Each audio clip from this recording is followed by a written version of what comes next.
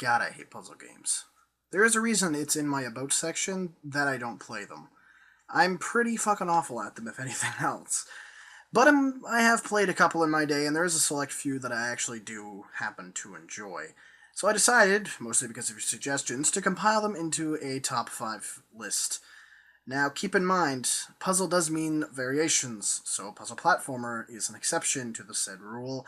It's not straight up puzzle games, otherwise this would literally just be Tetris, Bejeweled, Mojang, uh, Candy Crush? Farmville?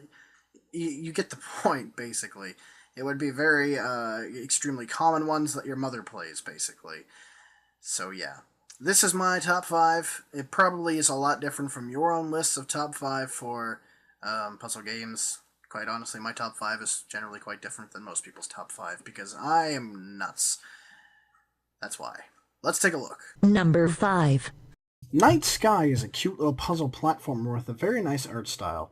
Its puzzles are generally not too hard, and it introduces new mechanics in a timely manner, and I honestly feel satisfied and relaxed playing this game, which is a lot can be said for a guy that gets really angry when he can't do puzzles correctly.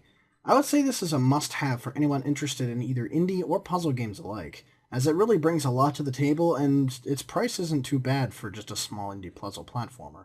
Number 4.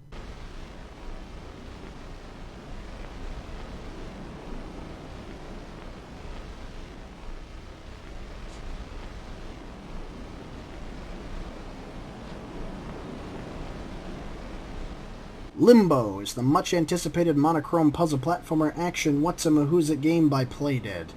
This game was created with a ton of hype before its release, and it actually does deliver said hype. The graphics are very appealing, and the mood is set very quickly with the lack of music, and of course, well, like I said, the graphics.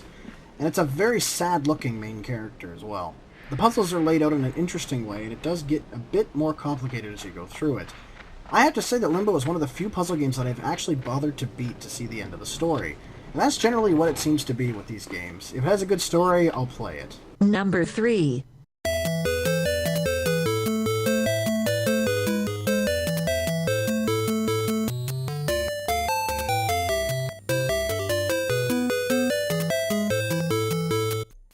Yeah, okay, we all knew one of the big common ones would be here, like Bejeweled or Mojang, but Tetris is the one I decided to pick, because I've actually played a lot of Tetris.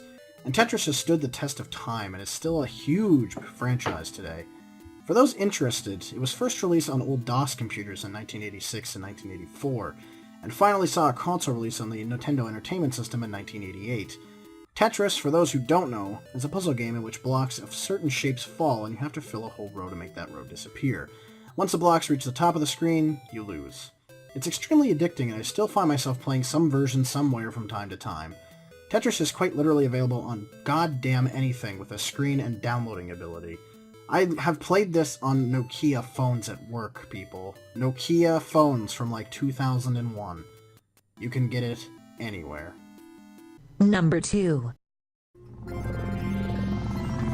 morning. You have been in suspension for 50 days. In compliance with state and federal regulations, all testing candidates in the Aperture Science Extended Relaxation Center must be revived periodically for a mandatory physical and mental wellness exercise. Valve's epic Portal franchise makes the list, of course. Portal and Portal 2 are really good games, setting up with great storylines, the first game being the testing facility of Aperture Science Laboratories, where the evil GLaDOS watches over you, with the company CEO as well. The second game being a little bit more post-apocalyptic, with everyone being dead except yourself, GLaDOS, and Wheatley.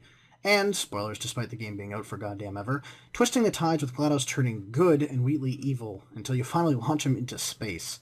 The stories in both games are very entertaining and generally funny, and it keeps me wanting more. The puzzles are easy at first, but continue to get more and more difficult as the game progresses, and I find it really hard near the end. The game also sports one of the best modding scenes of any game on the internet, with thousands upon thousands of player-made maps trying to add the replayability to the games. Number 1. Once upon a time, in a land far, far away, a kingdom was prospering. What the hell could be better than Portal? Well, for your information, Trine and Trine 2 are.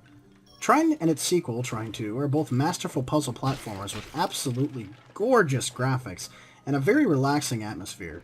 In Trine and Trine 2, you have control of multiple characters, 3 in fact, having each their own abilities. You can switch between these characters in order to complete puzzles to move on and forward in the game's story. Keep in mind as well that there are generally more than one option on beating puzzles, making it a little bit more interesting as you can switch between different characters as you go forward.